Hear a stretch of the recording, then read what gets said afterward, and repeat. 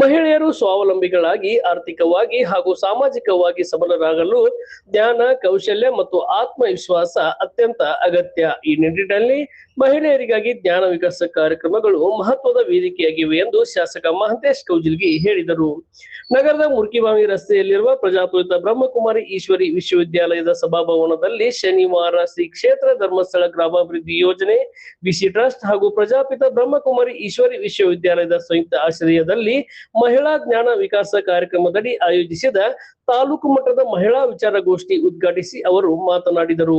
ಮಹಿಳೆಯರು ಕುಟುಂಬದ ಜವಾಬ್ದಾರಿಗಳನ್ನು ನಿರ್ವಹಿಸುವುದರ ಜೊತೆಗೆ ತಮ್ಮಲ್ಲಿರುವ ಪ್ರತಿಭೆ ಮತ್ತು ಕೌಶಲ್ಯಗಳನ್ನು ಬಳಸಿಕೊಂಡು ಸ್ವ ಉದ್ಯೋಗದ ಮೂಲಕ ಆರ್ಥಿಕ ಸ್ವಾವಲಂಬನೆ ಸಾಧಿಸಬೇಕು. ಮಹಿಳೆಯರಲ್ಲಿ ಜಾಗೃತಿ, ನಾಯಕತ್ವ ಗುಣ ಹಾಗೂ ಆತ್ಮವಿಶ್ವಾಸ ಬೆಳೆಸುವ ಇಂತಹ ವಿಚಾರಗೋಷ್ಠಿಗಳು ಅವರ ಸರ್ವತೋಮುಖ ಅಭಿವೃದ್ಧಿಗೆ ಸಹಕಾರಿಯಾಗಿವೆ ಎಂದು ಹೇಳಿದರು. ಈಶ್ವರಿ ವಿಶ್ವವಿದ್ಯಾಲಯದ ಮುಖ್ಯ ಸಂಚಾಲಕಿ ರಾಜಯೋಗಿನಿ ಪ್ರಭಾ ಅಕ್ಕ ಕಾರ್ಯಕ್ರಮದ ಅಧ್ಯಕ್ಷತೆ ವಹಿಸಿ ಮಾತನಾಡಿ, ಮಹಿಳೆಯರು ತಮ್ಮ ಆಂತರಿಕ ಶಕ್ತಿಯನ್ನು ಅರಿತುಕೊಂಡು ಸಕಾರಾತ್ಮಕ ಚಿಂತನೆಯೊಂದಿಗೆ ಜೀವನದಲ್ಲಿ ಮುನ್ನಡೆಯಬೇಕು.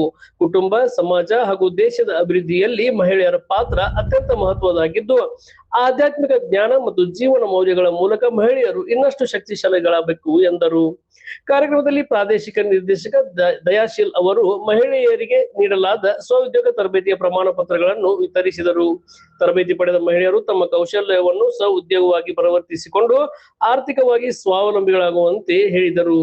ಮಹಿಳೆಯರ ಆರೋಗ್ಯ, ದೈಹಿಕ ಕ್ಷೇಮ, ಆರೋಗ್ಯದ ಬಗ್ಗೆ ಜಾಗೃತಿ ಹಾಗೂ ಜೀವನ ಶೈಲಿಯಲ್ಲಿ ಅನುಸರಿಸಬೇಕಾದ ಮುನ್ನೆಚ್ಚರಿಕೆ ಕುರಿತು ಮಾಹಿತಿ ನೀಡಿದರು. ನಗರಸಭೆ ಪೌರಾಯುಕ್ತೆ ಭಾಗ್ಯಶ್ರೀ ಹುಗ್ಗಿ ಮಾತನಾಡಿದರು. ಮುಖ್ಯ ಅತಿಥಿಗಳಾಗಿ ವಿಠಲ್ ಪಿಸೆ, ಮಹೇಶ್ ಕೋಟಗಿ, ರೈತ ಮುಖಂಡರಾದ ಶಂಕರಪ್ಪ ಯಡಳ್ಳಿ, ಮಹಂತೇಶ್ ಕಮತ್, ಬಸವರಾಜ್ ತುಬಾಕಿ, ರತ್ನಾಗೋದಿ ಸೇರಿದಂತೆ ಗಣ್ಯರು ಉಪಸ್ಥಿತರಿದ್ದರು. ಶೈಲಾ ಜಕ್ಕಣ್ಣವರ್ ನಿರೂಪಿಸಿದರು. ಯೋಜನಾಧಿಕಾರಿ ವಿಜಯ್ ಕುಮಾರ್ ಎಂ ಸ್ವಾಗತಿಸಿದರು. ನಂತರ ಮಹಿಳೆಯರಿಂದ ಜಾನಪದ ಸಾಂಸ್ಕೃತಿಕ ಕಾರ್ಯಕ್ರಮಗಳು ಜರುಗಿದವು. ಈ ಸಂದರ್ಭದಲ್ಲಿ ಜ್ಞಾನ ವಿಕಾಸ ಸಮನ್ವಯದ ಕೈಗಾರಿಗಳು, ಮೇಲ್ವಿಚಾರಕರು, ಸೇವಾ ಪ್ರತಿನಿಧಿಗಳು, ಕೇಂದ್ರದ ಸರ್ವ ಸದಸ್ಯರು ಹಾಗೂ ಪ್ರಜಾಪಿತ ಬ್ರಹ್ಮಕುಮಾರಿ ಈಶ್ವರಿ ವಿಶ್ವವಿದ್ಯಾಲಯದ ಸಿಬ್ಬಂದಿಗಳು ಇದ್ದರು.